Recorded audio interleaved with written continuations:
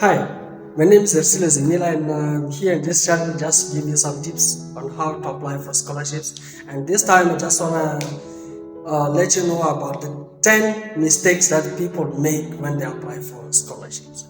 Because I failed 15 times and then I started getting scholarships, a lot of scholarships after that. But because of these failures, then I realized that something wrong was going on. And the time I realized that I was doing something wrong, I started doing far better. And that's the reason why I started getting scholarships. So I hope you enjoyed this video.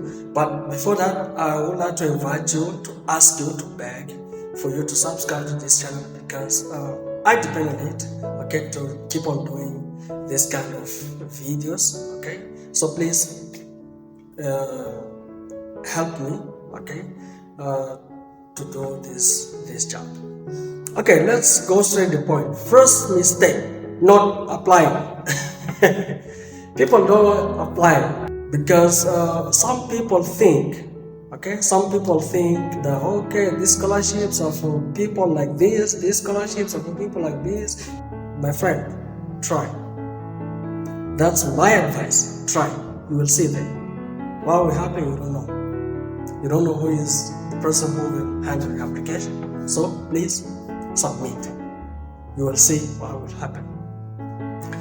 The second reason why people fail is to not read the instructions. I mean, eligibility criteria in most of the cases. Okay, the scholarship is clear that we need people who, for example, study engineering, and you apply while you start social sciences. My friend, you are out of the range. Then, mistakes. Some people submit applications. I mean, even me, I used to submit applications full of mistakes. It can be grammar, many things, but now we have many applications that can help us to avoid this kind of mistakes. Even Word, we have some applications, for example, Grammarly, that can help us, okay, to avoid this kind of mistakes. And also, that's the most important thing actually. You have to give your application to someone else who will help you, okay, to improve it. To improve it not only about grammar, but also the content, the way you organize your essays. This person can be helpful. If you're someone who wants the same scholarship, it's even better. So please, please. I discourage people who do this. Submit applications with mistakes. Fourth mistake, people submit incomplete applications, just like that. Why? Why do you do it? Why? Because you have to submit a complete application because you have to remember that someone else is applying. And if you do something like a draft, then you have to remember that this guy is doing something very, very good. And if they need, for example, 10 people and you are out, sometimes they even prefer taking like less people than the expected number, okay, over taking you because you are not serious at all. So please be serious. This stuff is really serious, and if you want to be competitive, then you have to follow the rules. Submit complete applications. Not standing out. What does it mean? It means that, for example, you submit your essays, but these essays are not impressive at all. You have to make sure that you catch, okay, readers' attention. In which way? You have to, the way you organize your essays, the content that you put there, the language that you use, everything is very important, okay, for them to consider your application. Otherwise, you'll be out. You will be out. So you have to make sure that your application meets the criteria and stands out, okay, among all these applications. In which way? You have to answer the questions that are given there in your heading. The essay that you will write is guided. It has something that you will use. For example, if they ask you, for example, about leadership, you have to prove them that you have leadership skills. In which way? You identified clearly the problem.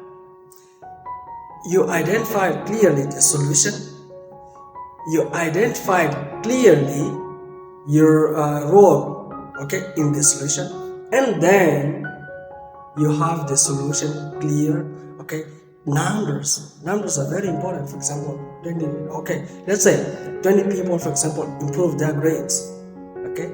This is very important. You have to bring these numbers, otherwise there was okay, that's a bullshit, okay. So please don't submit applications that are not impressive enough to be accepted for the scholarship. Then some people ignore instructions. This is a little bit linked to what I was saying before.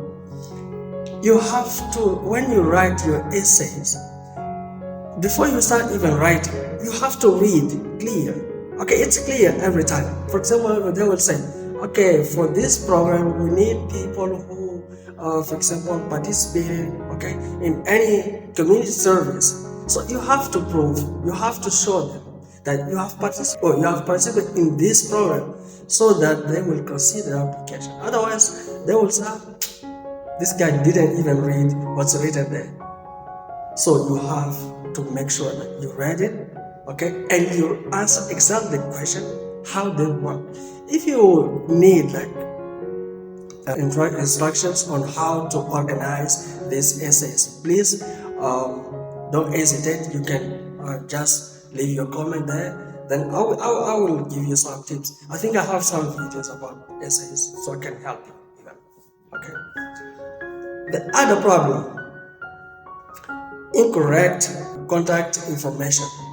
My friend, if you apply for a scholarship, then you have to make sure that you have given them the right contact information. For example, when I was applying, I applied once for Chivni, and then I didn't receive any reply from Chivni. I thought that I failed, but that wasn't the case. They even invited me for an interview, but I didn't know about it. Why? Because I gave them wrong email. The eighth mistake is to start your application late. In this case, it can even lead to miss deadline. Okay, because you are starting very late, and you have, let's say, you have only 2 days to complete your application. What if the application asks you to submit, let's say, recommendation letters? You have to ask someone to write it. And if you are starting too late, how will you find this person, okay, to do this for you? The second thing, imagine that your application has like 4 essays for you to submit. How will you write something that is consistent in 2 days? It's very difficult. I'm not underestimating your abilities to write essays. But what I'm saying is that sometimes we have to give, sometimes not always, we need to give ourselves time to write something that's consistent, something that stands out, so that we'll be accepted for the scholarship. Otherwise, we'll be out. The other reason is to upload files. Uploading incomplete files. That's a problem. Incomplete files or wrong files. For example, I'm writing my application, then they ask me to submit my transcripts, and then I decide to upload my passport or my ID. They expect to see my transcript, then when they open passport, it's not the same thing. It's far different. And in this case, of course, they won't even think twice. This guy is not serious.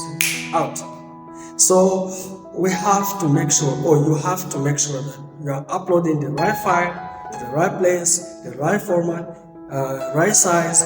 Everything you have to take into account, because scholarship is about competition. You are competing with other people, and these people are doing their better to achieve this. So you also have to do the same thing. You have to give your best to achieve this. Otherwise, you'll be out. And then you say, but me, I have things, I have that. That's that's not the case.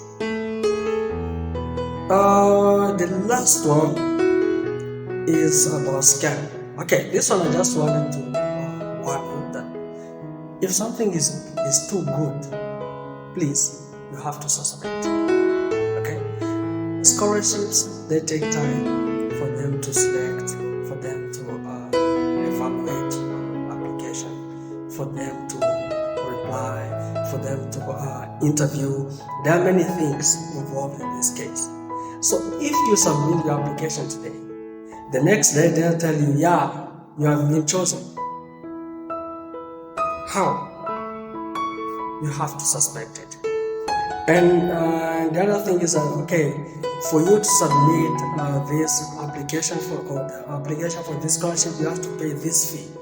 I'm not saying application fee for the university. Universities, yes, some universities, they ask for application fee.